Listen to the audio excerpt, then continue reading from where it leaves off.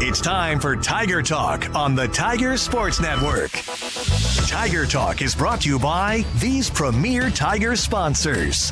Golden Belt Bank of Hayes and Ellis. Banking one story at a time. The Hayes Med Orthopedic Institute. Comprehensive cutting-edge care giving you every reason to choose Hayes Med. United Rentals. Your partner for equipment rental, sales, and service. VTI. Your John Deere dealer. With locations in Buckland, Great Bend, Greensburg, Hoxie, Ness City, and Pratt. VTI. Our family in partnership with your family. The Taco Shop. Order by phone or use the Taco Shop app. Dine in, carry out, or delivery. The Taco Shop. You've never had it so good. Royal Roofing. Give your home the royal treatment with Royal Roofing. And Eagle. Our community connected. Now, Tiger Talk with the voice of the Tigers, Gerard Wellbrock. And good morning and welcome to Tiger Talk as we're joined by head football coach Chris Brown. Today we're going to recap a rough one Saturday in Maryville. The Tigers losing to number 19 Northwest Missouri State and now getting ready to take on the Washburn Ichabods, who got a big win Saturday at home against Central Missouri. We'll talk about that a little bit later on in the program. We're glad to have you with us today. Get a reminder, if you miss any portion of the program, there'll be a link on the Defend the Ford podcast on Hayes Post. There'll be the video of the program a little bit later on today as well. We'd love to hear from you.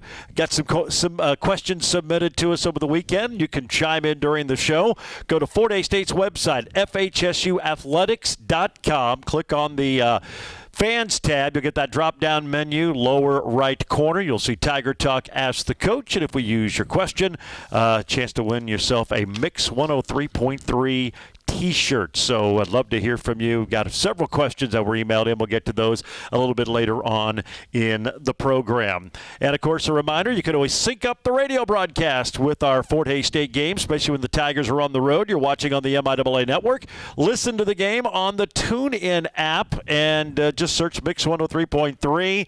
That's usually running a little bit ahead of the video feed, so right before kickoff, you want to pause it, let the video stream catch up, and you can listen to the radio play-by-play while watching the game through the MIAA Network. You have to listen to the visiting radio crew for their games. All right, joined now by head coach Chris Brown. And unfortunately, we got to talk about Saturday a little bit. We do?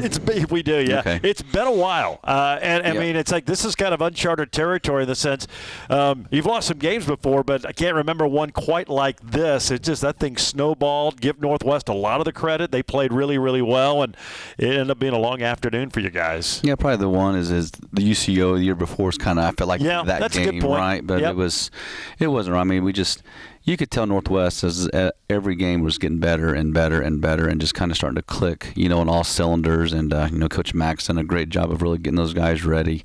You can tell those guys really hit the weight room. And, I mean, they look good. They look fast. They look aggressive. And, I mean, they played aggressive and played very physical. And, they just beat us. I mean, that's all you can really say. They came out and got after us and played more physical than we did. And, there's things in that game that I watch and go, man, there was some really good stuff, and then there's times you're like, man, why didn't we could have made that play, we could have made that play, we could have made that play, should have made that tackle, and it's just all those little things add up, and when those things add up, bad things usually happen. But they got some big plays, and those are demoralizing, obviously. Yep. And you knew going in they had a great running game. We can certainly see why. And they bring in Owens. In fact, he started a quarterback, the redshirt freshman. He was impressive, and if you let him in the open field, it's going to be tough to track him down. It is. I mean, he's a tremendous athlete. He's fast as all get out. I mean, he can really scoot, and it all comes down to proper angles and things like that. I felt like a lot of times we knocked each other off the angle, or we hit each other instead of hitting the ball carrier as well. And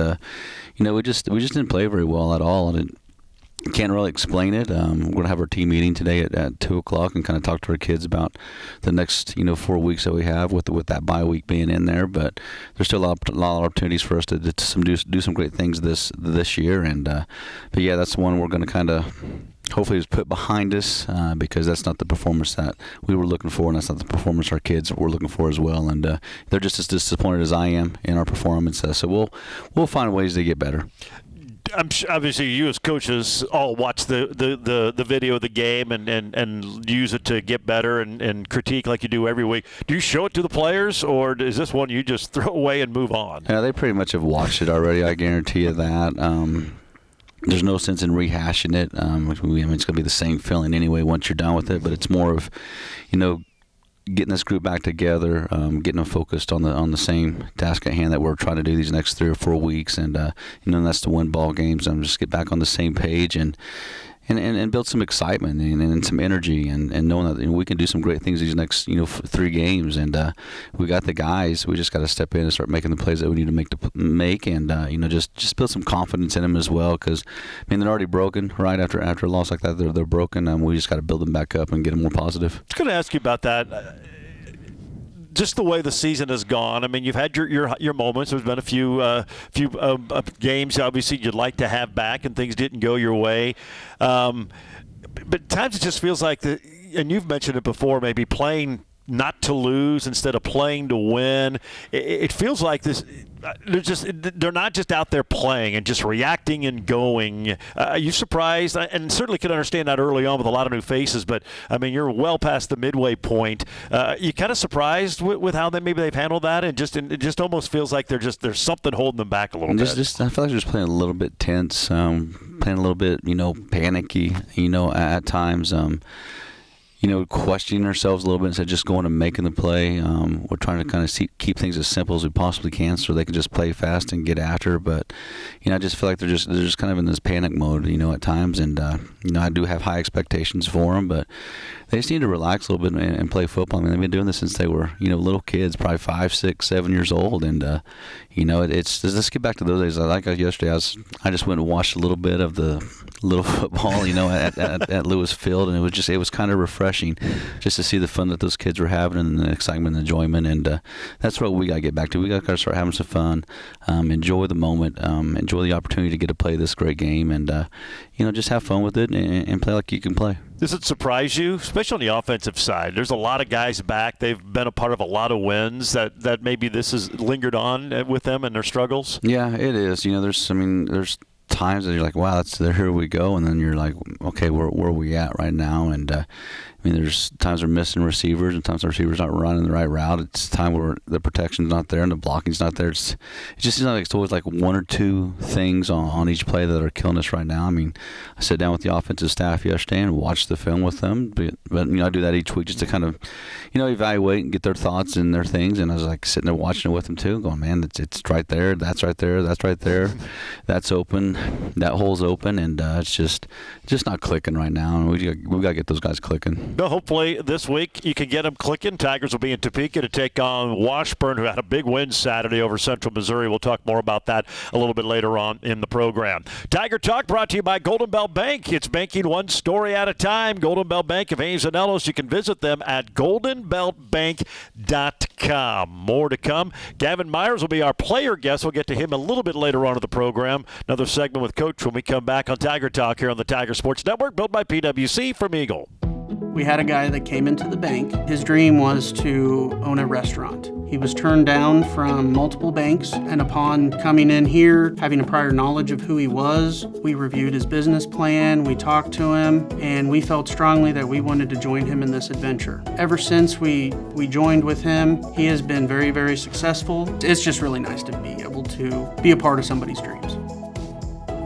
Golden Belt Bank, one story at a time. 2 tight ends set. They're going to hand it up the middle to Tayshawn Porter, and the Tigers wrap him up and take him down. Michael Polly was there along with Gavin Hazelhorst. Northwest comes in, the number 1 rushing attack in the league, and they lose 2 on the first play of the game. Now some of the action from Saturday in Maryville. Tigers come up short to the 19th ranked Northwest Missouri State Bearcats. Tiger Talk brought to you in part today by United Rentals of Hays, your partner for equipment rental, sales, and service. Whether it's big or small, find it all at United Rentals in Hays. I think it was the first offensive play of the game. You guys were really good early on first down defensively. A lot of negative plays against that good running attack. Just unfortunately couldn't sustain that throughout the day, but started out good good in that regard. It really did. I mean, I thought first downs, we did a great job of stopping the run and, doing those things. And second down come along and they get a big chunk back and then, had some decent play action plays out of it as well. But, I mean, it's consistency right now, and I think that's the big thing with our team. We just don't play consistent. We'll do something really, really good for a couple plays, and then all of a sudden we'll fall apart and somebody not do their job. So we just got to get more consistent in what we're doing offensively, defensively. I thought our special teams have done really pretty well. But it's those two sides right now. We're just not playing complementary football, and we're not playing consistent. And we just got to keep getting those good plays on top of good plays on top of good plays, and we're just not doing that right now. You mentioned Northwest sides. When they were rolling and competing for national championships, their offensive and defensive lines were big time, and maybe don't have some of the players they had on those teams, but it's probably the best defensive line they've had in certainly the last 2, 3, 4 years. No, it is. I mean, they were big, they were strong, they were physical, they moved well. They did exactly what they were supposed to do. Their offensive line did a great job of getting movement and getting up to the next level, and then their D-line did a great job of, getting pressure on the quarterback and keeping Caleb, uneasy in the pocket. They stopped the run. I mean, their defensive line can stop the run like no other defensive line I've ever seen happen before. But, our D-line does a good job too, at stopping the run. But man, they just played at a different level right now. When you have a quarterback like they had in Zechariah Owens, so athletic, so fast, but yet has still shown the ability to throw the football. He's a big guy, 6'4". What kind of challenges did that pose on your defense? Because as you said, you've been pretty good, especially up front of slowing guys like that down. Our goal was to try to keep him in the pocket, and obviously that kind of went out the door. I mean, he was able to get out and scramble and make things happen. I mean, and we still have guys in position to make plays, and we just leave our feet or not take the right angle and a lot of arm tackles, but not really just wrapping up, grabbing, and running your feet. I mean, I saw too many guys just diving, at legs and trying to one-arm tackle guys or just using the shoulder, and that's not going to bring guys like him down. Offensively, it was a struggle to really get anything going. You had the one long drive, and you got the field goal, but that was it. A lot of 3-and-outs, a lot of punts, unfortunately. Just one of those days, and you've had. The offense has had its good times and its bad times this year, but it just seemed like Saturday they just could not get anything rolling outside of that one possession. Yeah, I mean, you look at the last 2 weeks, we've basically offensively scored 10 points, and that's not going to get it done, in this league especially. I mean, you got to score points, and because the opposing team's going to score some points as well. And when you had an explosive offense like UCO had, and I had Northwest, who's very explosive with the run game.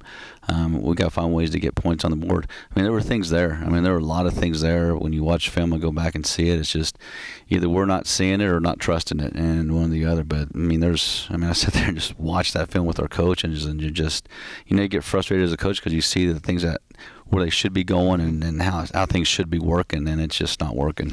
It's funny, you mentioned play with confidence, and as you said, you just can't, hey, go play with confidence, guys. I mean, for those, you need some good things to happen. It's funny how quickly you can get that back and just have one good game or maybe a good quarter and get things rolling. It almost feels like this group just needs something like that to happen, something big, a big play, big hit, big run, whatever the case may be to kind of get some of that confidence back. Yeah, just you quit thinking, right? Get out of your own head and let's just go play football and enjoy. And that's the things I've been preaching the last 2 weeks is just have fun, have a little swagger about you when you step on the field and enjoy this. And then just, you guys are talented young men. You got to believe in yourselves and have confidence in yourselves. And I'm trying to figure that out, and hopefully today's meeting I'll be able to figure that out and get these guys back on the same page as I am as a coach, because I still got all the confidence in the world in these young men. I love them to death. They work hard. They do things the right way. We just got to make better plays on the field. You probably didn't have a sports psychology degree, but as a head coach, you should almost be able to have the ability to minor in that, because it seems like that can be as big of an element in this game as anything. It is. I mean, we need one. We have one right now. I mean, driving in this so long, there's so many things you can say, and sometimes there's nothing you can really say, to these guys. I mean, they just got to kind of step in and figure it out for themselves as well. Because eventually here in life they're going to figure things out too. So, but no, you always try to find a few things to talk to them about. Just let them know that you still believe in them, that you still have faith in them, that they can get the job done, and you never want to look down on them as well. You kind of get down to their level and just talk to them face to face and man to man, just to kind of see where things at. And that's something we're going to do today as a staff. We're not going to watch this game. We're going to meet as an entire team, and then we're going to split up in our position groups and have our conversations with our position coaches, with the other guys in the room as well, of how we're going to make this better and get it right. So, it's just one of those years. Just things aren't kind of bouncing our way right now. But I still think these next 3 games that we can really turn things around and get things going. You did get a chance, I guess, if there's one silver lining, if you could call it that. You got some other kids in, some young guys who maybe are special teams and got to play offense or defense. Got our first look at Mason McMinn, quarterback, the backup, and certainly showed some bright spots there. And I guess if there is a positive, it's those guys got some game time reps, which is sometimes hard to do. They did, and that's a big part, because practice reps are practice reps. You're not going against competition, and they always say like 1 game rep is like 10 practice reps, but it really is. I mean, just getting used to the speed of the game, the intensity of the game, the physicality of it as well, is big for those kids. But yeah, we got a bunch of kids in there, which was good to see. I wish it was the other way around, is because we were winning, but it wasn't. But it's good to get them in those situations to see the game and how fast it is and how it should be played. And some of those guys stepped out there and did a really, really nice job for us. Mason was one of them. Bashu, stepped in. Our transfer kid stepped in and did a really good job for us. Guyton stepped in and got a lot of plays for us. But a few things he can still work on to make his craft better. But even offensively, some of the offensive linemen who haven't had a chance to play against big D linemen like that really got a chance to see what they got to, and then they did a pretty good job. So good seeing those guys get in and getting some things done. Well, you mentioned Guyton. He may be thrust into doing more. This was a tough game in the injury front as well. You lost some key guys that looked like, hopefully not for the year, but certainly looked pretty serious at the time. Yeah, we did. We just can't seem to stay away from that injury bug right now, and unfortunately it's a lot of our starters that's happening to. But you always tell your kids to be prepared, because you might be the guy, and want to play, and it's here right now. A lot of guys got to go step in and make some plays for us. So we'll have to figure out that back end again. Who's kind of going to be that guy, and then across the board with some other injuries, we got to figure out who can play and who can't. Well, all part of the process here this week. Tigers losing at Northwest. They'll be at Topeka to take on the Washburn Ichabods on Saturday. Hey, look your best on Tiger Game Day with official Nike gear from BSN Sports and the Sideline Store. Go to FHSUathletics.com. Click on Shop. That's where you'll find hundreds of products and designs, and they're all customizable. FHSUathletics.com. Click on Shop and open up the Tiger Team Store. We'll take another break. When we come back, we'll get to our players segment. Gavin Myers, Tiger linebacker, big number 40, will join us next on the Tiger Sports Network, built by PwC from Eagle. At BTI, we pride ourselves on providing quality John Deere equipment and customer support. Since 1944, BTI has been serving farmers and commercial operators with mowers, tractors, and compact construction equipment at an affordable price. As a leader in the ag industry, BTI offers complete technology solutions so our farmers can help keep America running. Experience the BTI difference for yourself. Call BTI. Our family in partnership with your family. Dooley, wide receivers to the left side. Shotgun for Huebner. Takes the snap, throws this way. Caught by Dooley, and he tries to stay in bounds. He steps out of bounds near midfield, and then a late flag. We're going to have a late hit on the Bearcats. Now, let's set up a field goal for Fort Hays State early in the ball game. Tigers come up short at Northwest Missouri State, getting ready to take on Washburn this Saturday. Tiger Talk presented by BTI, your full-service John Deere dealer. Locations in Buckland, Great Bend, Greensburg, Hoxie, Ness City, and Pratt. BTI, our family, in partnership with your family. Time now for our player guest segment. We're visiting with Hays High, former Hays High Indian linebacker Gavin Myers, big number 40. Gavin, appreciate you joining us today. Sorry, it has to come after a tough one like that on Saturday. That was just a tough one all the way around. I know Fort Hays hasn't been in one of those in a while. Probably been a while for you personally since you've been in a game like that. That's a tough one. Yeah, I mean, being a part of a loss where you lose by 7 touchdowns is obviously, as a player, you don't want to be a part of that. But I mean, it's good to be a part of a loss like that because there's so much you can learn from as a team and like what your team's about, like how you're going to regroup from that, how you're going to grow from it. And there's just a lot of positives that can come out after a loss like that. So. Talked with Coach about their two-quarterback system, but particularly Owens, who got the start, the redshirt freshman, and we knew he could run the ball. That was his strength, and that he was impressive in that regard. As a defense, what were the challenges of facing a two-quarterback system, and then you have a guy like that who can just beat you. He can throw enough, but can really beat you with his legs. Yeah, I mean, going in, we obviously knew number 10 could run, but we didn't know he could run like that. Yeah. And he had some insane speed. And it just comes down to the little things, the little details, your fundamentals and everything, and the discipline that you need to stop a quarterback like that has that running capability and that can also throw like he did. So, yeah, I mean, good job for them. I mean, they're a good team, great team actually, and we just got to improve. Talk about the defense overall. There was a lot of new faces on the back end. You're one of the newcomers to the squad, and it feels like, and it's almost throw this last game out, it's going to skew a lot of stuff. Felt like you've been building and building. Just your thoughts overall on how this defense has progressed and how you guys have played. Yeah, I mean, I think we've grown each week just a little bit. That UCO game, I mean, you saw a lot of good things come out of it as a defense.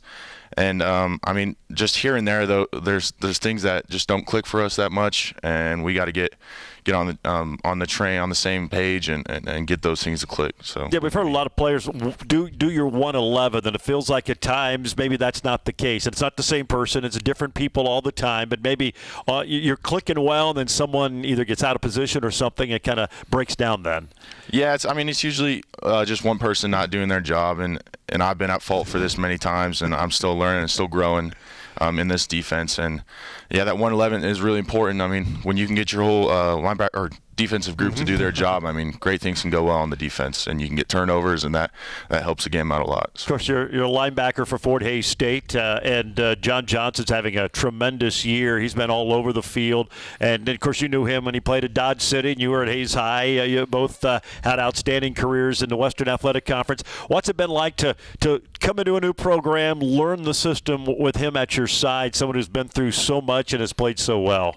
Yeah, I mean, he's been a great mentor for me. Having all these years here and learning the system and knowing the system has been helpful because not only is he helping me, but he's still helping the team around him, the defense around him, and he's just been a good leader for this defense. And I mean, he's having a great year, like you said. So it's fun to see that, and it's fun to be a part of that, and it kind of helps push you wanting to be like that. So I mean, there's many positives with having JJ on that defense. Of course, you were at K-State and then made the transfer this offseason to Fort Hays State. When you transfer to a new school, what's the biggest challenge in one, your new environment, new team, and then have to learn a new system? What's been the biggest challenge so far? I would say learning the defensive system. Obviously, it was different than what K-State ran last year with the 3-3, going into a 4-2. I mean, it's a lot different actually. It's more NFL style and stuff like that. So, just a lot of little things you got to learn, different techniques and all that stuff. And also another thing that was a little difficult is when I transferred, I was like, man, I gotta meet new people. I gotta learn all their names, all that stuff. And it took me a little while, but the people here, I mean, they're great people, and I've gotten closer with a lot of people, and I made some great friendships, great relationships, even with the coaches. I mean, it's a great program that I got to transfer into. Well, that's something I think you forget about. Yeah, it's the football's one thing, but it's an entire new team, and you probably, you kind of knew who JJ was, and some of those guys, but by and large, there's a lot of, and I think that element can be forgotten sometimes. It's like being in kindergarten again in a way. Yeah, no doubt. I mean, it was very helpful having Gavin Hayeshorst, an old high school buddy. Exactly. I mean, he really helped me come into this program and learn all the things that I needed to learn to be successful in this program. I was going to ask you about that, playing with him again, because you two are a wrecking crew at Hays High School. But between the two of you, quarterbacks still probably have nightmares. You guys tracking him down, but to get reunited with Gavin and the type of year he's having, and then he's overcome injury and everything to be playing well right now. What's it like to be able to get reunited with him after all the success you had at Lewis Field in high school? I mean, it's pretty awesome to get to play with an old teammate in college and everything, and it's fun to see him wreck house on the quarterbacks and get all these sacks and all these plays, and it's just kind of like that duo that you want to have, like we had in high school. You kind of just want to bring that back and make those same plays together. And so hopefully we can do that in the future. Visiting with Gavin Myers, big number 40, Tiger linebacker, our player guest here on the Tiger Talk today. Tigers coming off a tough one at Northwest Missouri State. Talk about the transfer. Obviously, a lot of changes in Division I, and you had some options. You have to think things over. When you transfer from Division I to Division II, just talk about that process and what that was like, and how you dealt with all those things that went down, because that couldn't have been easy. Yeah, it definitely wasn't easy, and all the factors that go into transferring and stuff like that, it's difficult. And ultimately, you're just trying to find the right home for you, where you can help benefit the team that you're transferring to.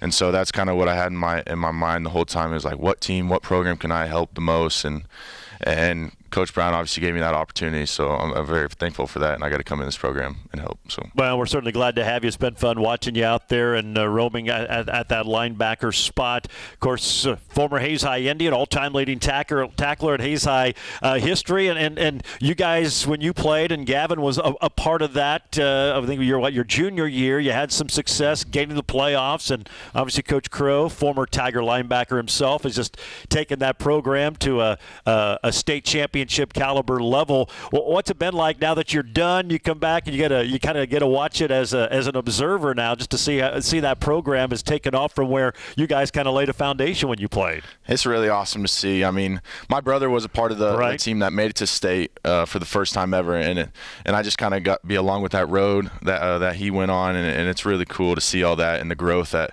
Hayes High is really having right now. And I mean, Coach Crow, he's a great coach, great guy, and I knew the program would skyrocket once my time was up there, and obviously they got a new high school. Man, I'm jealous. I wish I could have played in that high school. Pretty nice, and everything. Yeah. But yeah, I mean, the success they're having is really awesome to see, and I hope it continues to grow, and I hope they finish out the season well. I hope they make. I mean, obviously they're making the playoffs, but I hope they make a run like they did last year. So. Yeah, it's been fun to watch, and certainly you were one of the foundation key pieces for the success they've had. Visiting with Gavin Myers, he's our player guest here on Tiger Talk. All right, tough one Saturday. Northwest, you heard Coach earlier, kind of going to flush that and focus on Washburn. How do you come back from a game like that? As you said, it's been a while since you've been in one, but how do you flush that? How do you try to find confidence and do all those things you have to do to be successful from here on out? Yeah, I mean, obviously it's a confidence killer, and we just kind of got to watch the film, learn from it, regroup as a team, get that confidence back, and we have to have the best week of practice we've had all year this week, and the only way we're going to do that is if we can be proactive and instead of reactive, kind of like we were this last game. Know what the offense is doing, know what the defense is doing before they know what they're doing. And so if we can put together a great week of practice, I think we can give the Ichabots a run for their money. All right, Tigers and Washburn coming up. We're going to real quick pause for an ID, and then when we come back, it's time for our Ask the Coach segment. Gavin going to ask Coach. Boy, I'm sure he's got something he's been burning to ask him for a long time. We'll do that, but first 10 seconds for station identification. You're listening to Tiger Talk on the Tiger Sports Network. Kaiser Liquor, with 2 convenient locations on East 27th and North Hall in Hayes. Tiger Radio, Mix 103.3, KJLS, Hayes.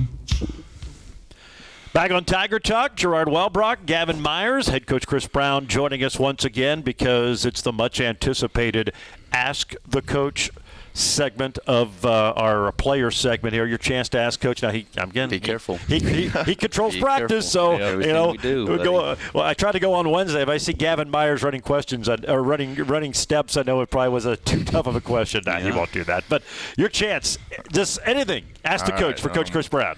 What is your go-to karaoke song and why? God. Wow, look at that. Is phenomenal. Well, I don't sing at all. You're telling me you've never done karaoke? No. Really? I'm not one of those guys. Well, maybe in my backyard, just by myself, so okay, nobody that can counts. see me, but I would never probably get up on stage. You never do it on stage. But it'd be some type of Michael Jackson, that's for sure. Back in the day, that's who kind of my guy was. I grew up listening to Michael Jackson continuously when I was little, and he's always been a favorite of mine since then. So it'd be some type of Michael Jackson song for sure. Okay. I would never have pictured you a Michael Jackson guy. Really? No. Yeah. I guess I don't know why. I don't know if Michael Jackson guys have stereotypes, but yeah, he was. I get it. Good. I get it. You're not that much younger Roses than me. and Metallica. Those are kind of the ones. But Michael's kind of my guy back in the day. Good to know. Yep. I was thinking more like Motley Crue or AC/DC or something. Yeah, I mean those were some good ones, but I mean. Michael had some good ones back in the day. Yeah. He really did. Impressive. It'd probably be like, the Man in the Mirror song is probably the best one. Okay. And I really like that. See, I liked Off the Wall. That was Yeah. before Thriller and all. That was my favorite stuff. Good stuff, Gavin. Yeah, that was a good one. Very impressive and good AC/DC, Motley Crue reference. See, I mean, the younger guy, they listen to that stuff we grew up listening to. I'm glad to hear that. It is. Good songs back then. Everybody says, our youth today, they're in great shape. No, they're listening to the stuff we listen to. They're fine. Yep, that's right. That's right. Gavin, hey, we appreciate you taking time to join us. Been fun watching you back out there in the black and gold, and good luck this Saturday in Topeka. Thanks for having me on, Gerard. There you go. That's Gavin Myers, our player guest here on Tiger Talk. We're going to take a break. More with head coach Chris Brown when we return on the Tiger Sports Network, built by PwC from Eagle. Looking for unique flavor at low prices? Look no further than Taco Shop in Hayes. We have original, made-from-scratch Mexican food, sure to satisfy an empty stomach. Take a bite out of these delicious deals. Grab a beef or cheese enchilada, bite into a beef and bean burrito, or chow down on a Sancho. Save time with our free Taco Shop app. Have delicious fresh taste in just a few taps. Dine in, get it to go, or have it delivered. Taco Shop. You've never had it so good. Come on down to the taco shop. You never had it. You never had it so good. The taco shop. Handoff Douglas up the middle, gets hit by a couple of Bearcats, still on his feet, still going, almost breaks it. He gets it down to the 30, maybe the 29, and he almost popped out of that with some green real estate. Tiger Talk brought to you today by the Taco Shop. Order by phone. Use the Taco Shop app. Dine-in, carry out, or delivery. Just east of the Fort Hays State campus. The Taco Shop. You've never had it so good. Welcome back to Tiger Talk. Head coach Chris Brown with us. I love these player segments. They've all been fun just to get to know them a little bit more and kind of see, where they're coming from. And Gavin, of course, a lot of people familiar with him and this great success he had at Hays High School. And his fate turns out he's back in town and playing for Fort Hays State. That's been fun to see. And I meant to ask him. I forgot to because we got sidetracked a little bit. But he hadn't played a football game in a long, long while until he got back in Hays. I'm sure there had to be a little bit of a growing spell there just to get comfortable and the feel of playing in a game. But it seems like he's adjusted well, and he's been a great addition to this team. No, he has. I mean, it's probably 2 or 3 years since he really played, and this year he stepped into the role, came into fall camp and did a really good job. And he's a great kid. We have some really, really good kids, and they do the things you ask them to do. They work hard to do well in the classroom, do well in our community as well with all the things that we do community service-wise, and just in Big Brothers Big Sisters and things like that as well. But no, I'm so glad we got him back. I mean, he's only going to get better, as the year goes on, and even into the next year he'll even get better. Especially having a spring with us too to kind of really hunker down and really get to know that defense, because it's hard just coming in summer. You got some guys kind of teaching you things, but unless the coaches are there and just really doing the ins and outs and the little small details, that's what makes the kid. And he's going to work on those things and get better. But I'm glad we got him back. Great personality, fun to be around. I mean, he fits the mold of who we are, as a team and as a culture. And I'm glad we got him back. He's had a few big hits out there. It's been fun to see number 40 roaming around the field. And you mentioned, excuse me, some good guys, good character guys. They care. I mean, you can tell they want to win. They want to have success. Hasn't quite maybe gone the way they had planned or hoped for this year, but it's not for lack of want to and a lack of, and not just want to, everybody wants to do well, but you got to do the things to put you in a position to do well. They've done that. It just hasn't gone their way, which I guess makes this the big challenge now for this week and for the rest of the year. It hasn't gone your way, but you still got games to play and try to finish this thing strong. It is, and it's right now. It's just like it's everybody looking in the mirror right now and say, okay, what kind of man are you going to be in this situation, and what are you going to do, to change these things? Not just as players. I mean, as coaches as well. We got to look and say, okay, what can we do better? To make sure that these kids are ready, they're prepared, and they're stepping on the field with some confidence. And it goes across the board to our strength, to our our individual coaches, to our coordinators, to me as the head coach.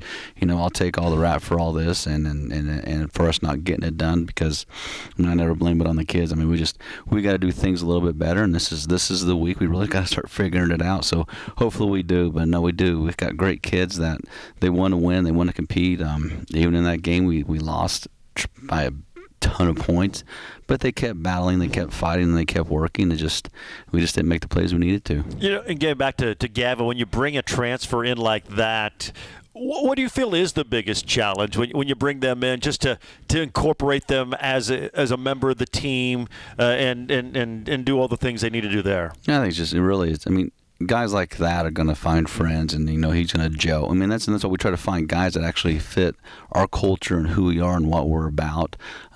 Known Gavin forever, so I knew exactly who he was. I knew he'd fit in right away. And having the other Gavin, he's a horse with us too, helped, in that transition as well. But I knew right away he'd fit in with our guys, and that'd not be an issue.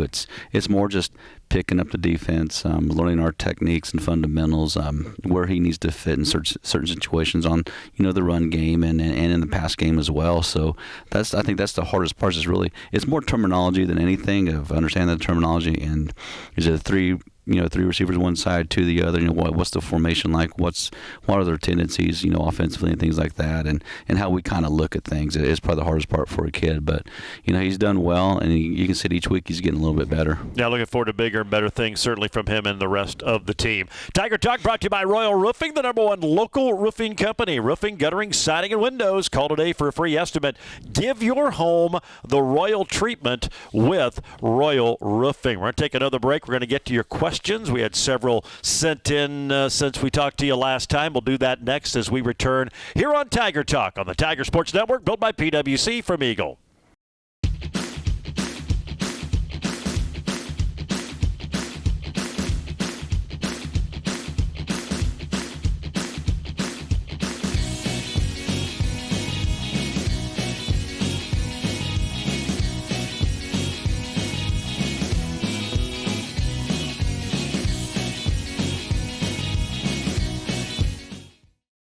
Snap is down. There's the hold. The kick from Hall's got plenty of distance, and it is good. Zane Hall with a 39-yard field goal, the second in his Tiger career. Both have been from 39, and Fort Hays State is on the board. Zane Hall doing a good job. Unfortunately, that was it for Fort Hays State as far as scoring goes. First time since 2018 they've been held without a touchdown. They won that game in 2018. 5 Dante Brown field goals that day as Fort Hays State beat Central Oklahoma at home, but a rough one there. Zane's had to fill in one of those injuries. No David Arriaga again, and just see him get a little bit more confident. That kick from 39 looked much different than the one he hit a couple of weeks prior. His kickoffs have been a little bit better, so a guy just continuing to, now he's thrust into a more prominent role, seems to keep getting a little bit better. Yeah, he's done a good job. He really, really has. And, it's just his schedule. I mean, he's probably better than what he is, but his schedule right now, he's in the nursing program, so he has clinicals and, all these different things that go into it, and, late nights and early mornings. But he's done a really good job. He's done a job of stepping in, doing what we've asked him to do, and it's always just, right before the game, just building up some confidence in him and asking where he's comfortable with kicking the ball from, and he's done a good job for us, so I'm proud of him. Special teams, by and large, has done a pretty good job this year, it seems. Yeah, knock on wood, we keep it that way. It's been tough, and just the amount of punts that we've had to do, and different, of course, me doing all the different formations and crazy things that are going on, and the fake working the week before, and you just got to have all those things in your pocket, but they're a big part of it. If you don't have special teams, it can really put you in a hole, and it can win or lose you a ball game. So we really focus on those quite a bit. We have tons of meetings on them as well, just to make sure kids are all on the same page, and our kids have been performing well on them. Talk about that a little bit, because we'll see guys go in motion when you're lining up to punt the football. You don't really see that a lot. What's the purpose?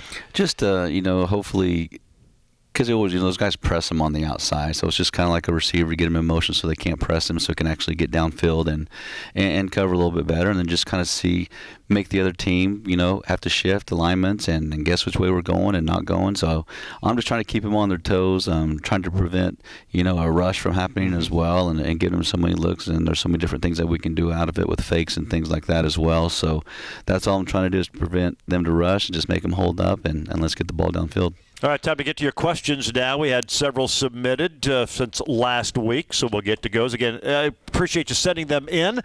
You can get yourself a chance to win a Mix 103 T-shirt. All you have to do is go to FHSUathletics.com. Click on Fans. You'll get the drop-down menu there in the lower right corner. You'll see Tiger Talk Ask the Coach.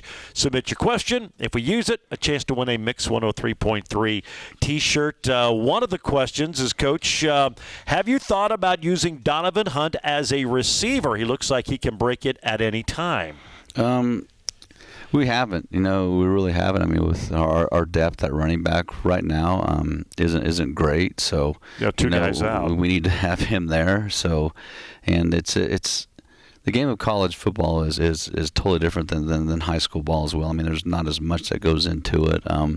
When you're just trying to think about the running back position, I mean, just the inside zone, who they got to read, the outside zone, power, counter, all the different things, the pass protection. There's a lot that goes into it, and trying to throw him out there at wide receiver and learn, he's got to learn all these different concepts, to go along with it. You're just going to put the kid farther behind than what he is right now. So. We haven't. If there was a chance, maybe it'd be out of the backfield like we have been doing with him right now. And I think that's probably his best threat is catching the ball in the backfield. It felt like you were trying to get him the ball in space and trying to do some things that maybe utilize his skill set on Saturday. We do. I mean, he just needs to, start planting his foot and getting north and south a little bit more. He still runs a little bit too east and west from me right now, but he is an athletic kid. He does have some great speed, and he just needs to start using it. And I mean, he's a great football player. I mean, he just, we got him late, so he was kind of behind the 8 ball already. So we're just trying to get him caught up with what we're trying to do offensively. All right, another question. This is an interesting one. What do you think of the new single 2-week transfer window for D1 football? If you haven't heard, they've changed the portal a little bit. January 2nd through the 16th, kind of interesting during the playoffs and before the national championship. But January 2nd through the 16th will be the window. How do you think this will affect Division II programs? Because obviously you guys are looking everywhere, and you get players drop from D1 to D2. Now just that single window on the 2nd through the 16th. Well, I hope we get the same window, right? Because ours is kind of like whenever right now the kids can enter it. And I don't mind it. I mean, I think it's a good time for a kid to get in. It's actually an opportunity for us to hopefully get a kid, in the spring instead of waiting all the way until the summer to get a young man as well. It helps us because, hopefully ours gets the same way because ours being in May, I mean, they can take a kid from us in May, and now we're trying to scramble and find a kid, through the summer and get him here and get him ready, and that's tough to do. So I don't mind it. I mean, I really don't. I think we need to get back to where we just can't transfer. I mean, because there's no commitment right now in the game of football. I mean, you got kids going to 4 or 5 different schools. Make it a commitment and make a choice on where you want to go and be part of that and be part of a program, part of a family, because that's where you're going to get the most growth as a young man when you're bouncing around. And you don't get that same growth, and you never really reach your full potential as an athlete because you're always changing offenses or defenses. So I like it. I'm fine with it. Hopefully they put ours as the same date. Well, right? That was kind of a follow-up to the question about changing the D2 dates. Because you're pretty much, December 1 through mid-January, and then again you mentioned May all the way through mid-June. Yeah, that's hard. I mean, a kid leaves the last week of June or enters the last week of June, and he's gone. You're counting on that kid being a starter for you, and he's out. That's not good. Now you got to go find a guy and try to train him or use the guy that was behind him. So, yeah, I mean, I'm fine with it. I hope they just change ours to be the same date so we don't have to sit here and keep getting plucked, by these D1 schools. Is there any talk of that, do you know? Or there has been. Okay. The Coaches Connection with Coach Lamberson's kind of in charge of that for our conference. There's been a lot of talk about it as well. I think it's probably going to pass for us, but we'll find out here in January. It is certainly a different time, somewhat of it's a challenging time. It's a different time, and you can certainly understand there are circumstances. Players want to find a better situation for themselves, but you're right. It just seems like it's the wild, wild west, if you will. And we see it even at the Division II level. The guys have been at 4 or 5 different schools in their career. That's hard on everybody. It is. I mean, it's tough, and it's hard to build relationships and get to know your teammates, get to know your coaches. Because I think that's what it's truly all about is getting to know your kids and help them to become the best people they can possibly be. And that's why I like that building these relationships with these young men. They're part of my family, and always want to be there for them, whether it's 10, 15 years down the road or whatever it might be. If they got a question or they need some help, I can be there for them. All right, last question. Is Division II football required to release weekly injury updates? What is the reasoning behind it, and why are some D1 conferences doing it? I believe no is the answer because I've never seen one. No, it's not required. Plus all the laws, the HIPAA laws and all those things, you got to kind of keep things private as well. The kid has to basically say it himself. I can go into, he's hurt, and then that's really bad. I can never really go in depth and detail about what it is. But no, we don't have to release those, and so that's why on game day you get kind of surprised sometimes, probably. Every now and then there's a new face out there. There's a new face out there, but you're hoping to get him back by game day, and then sometimes you just don't. So we don't have to release those. Well, Division I does it because of gambling. It's plain and simple. That's why the NFL has always done it. But there's a lot of big money at stake at that level, and for some of those games. So that's one of the reasons that all of those schools now release injury reports like you see on Sunday for the NFL. Good questions. Again, we appreciate everybody sending them to us. Please continue to do that. FHSUathletics.com. Click on the Fans tab, and then Tiger Talk Ask the Coach. We need to squeeze in our final break. We'll do that here. When we come back, we'll preview this Saturday afternoon. The Tigers down I-70 again to Topeka to take on the Ichabods. We'll do that next on the Tiger Sports Network, built by PwC from Eagle.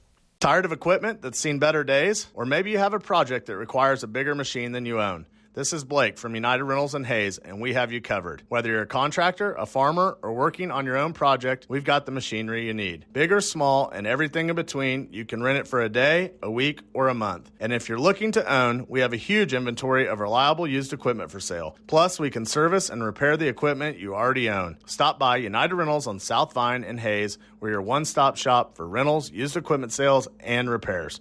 This is the Tiger Sports Network. Tiger Talk brought to you today by the Hayes Med Orthopedic Institute, offering the most comprehensive and advanced orthopedic care in western Kansas. Why travel hours when the best in the region is right here at Hayes Med? Back for our final segment with head coach Chris Brown. Tigers gearing up to face the Washburn Ichabods Saturday afternoon at Yager Stadium. That's a 1 o'clock kick. Our coverage begins at noon on Saturday. Interesting game. It's always an interesting game when the Tigers play Washburn, but Zach Watkins had been defensive coordinator, now in his first year as head coach. Of course, spent quite a few years, or 3 or 4 years at Fort Hays State as one of your assistants. So you kind of, again, that coaching tree a little bit. That'll be interesting to face one of the young guys in that tree, and Zach Watkins on Saturday. It is. It really is. It means you're getting older, Coach. Oh, I'm getting old. I'm getting up there. I know he played for me, right? And at Washburn, Then he coached here. I think he G8 here. Then he turned into a full-time coach, and then went back to Washburn as position coach, and transferred to DC, and now the head coach. A smart guy, knows the game of football very well. Relates very well with those young kids as well, and it's going to be a battle, and it's going to be a struggle. They do some great things offensively and defensively, and he knows us pretty well, and they've changed just a little bit with what they do offensively and defensively. So we got to figure that out pretty quick. I was just going to ask you about that, because when Coach Schurig was the coach, it was pretty much Team 1A, Team 1B. You almost all did the same stuff. He's changed things up slightly. He has, and you can see that the kids are right now. They're really starting to play with some confidence and playing better. Last week against Central Missouri was a huge turn for them as well, and get some confidence as well, and he's still in the process of rebuilding that program and getting it where it needs to be too, and he'll get it done. It just takes time to do that. 8 takeaways. 8 of the 13 Central Missouri possessions ended in turnovers, and I haven't had a chance to sit down and watch that game yet. I'm sure some of them were mistakes by Central, but you don't get 8 turnovers unless you're doing something pretty good defensively. No, it was crazy. They ran a 3-man front against Central just because they spread the ball so much, and just send a linebacker on a blitz, and as he's coming around the corner, the quarterback's throwing a screen play, and it just hits him right in the hands, and he goes and scores. 2 others were tipped. One was tipped by a receiver. A kid dove and hit it with his hand, and it popped up, to another Washburn defender, and then another one was tipped by another receiver, bobbled by a kid and by Finney, and he took it down to the other end. And then they had a kickoff return, fumble. I mean, there's just a bunch of crazy things that happened in that game, and you can't win games when you turn the ball over that many times. Traveled to Topeka, Yager Stadium, and I don't know what the deal is there, but that has not been a friendly place for Fort Hays State. Even the wins have been hard to come by. I think the last 3 have all been decided by 3 points. The last 4 by a possession, 5 of the last 6 by 1 possession. It has been a struggle for the Tigers to play in Topeka against Washburn. It is, and we got to figure that out, right? I mean, it's one of our easiest trips that we have. We just got to go take care of the ball and not give it the big play defensively, and stop the run game. They got a freshman quarterback that has improved week in and week out, and is doing some really good things. But they'll have something in store for us. I mean, we're going to have to be ready to play them and get after them. I don't know if maybe it's that locker room that they put us in. It's the swimming locker room, to the swimming pool. It's pretty tiny, pretty small. Guys are pretty spread out and pretty cramped in there. But I don't know. It's just a tough place to play for us. Well, and hopefully a chance for your team, as you said, to get back and just play football, because it feels like maybe that hasn't been the case.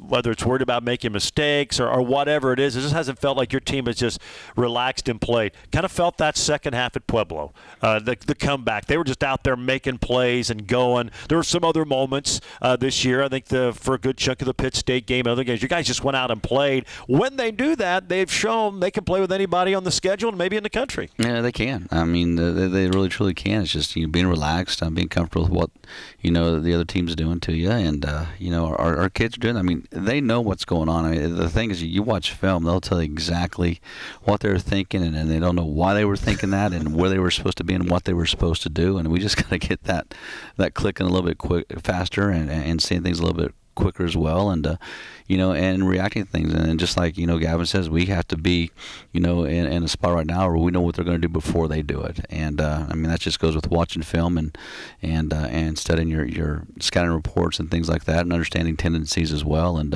our kids do a lot of those things. They just got to put those into play on Saturday. But it should be a lot of fun. It's, as you said, it's an easier trip. Does that change your travel plans? I'm sure you'll still go on Friday because it's an early start. Yeah, we'll still go on Friday. If it was a 7 o'clock start, we'd probably go day of. But with it being on at 1 o'clock on Saturday, we'll go down Friday, get there probably 6:30, eat dinner.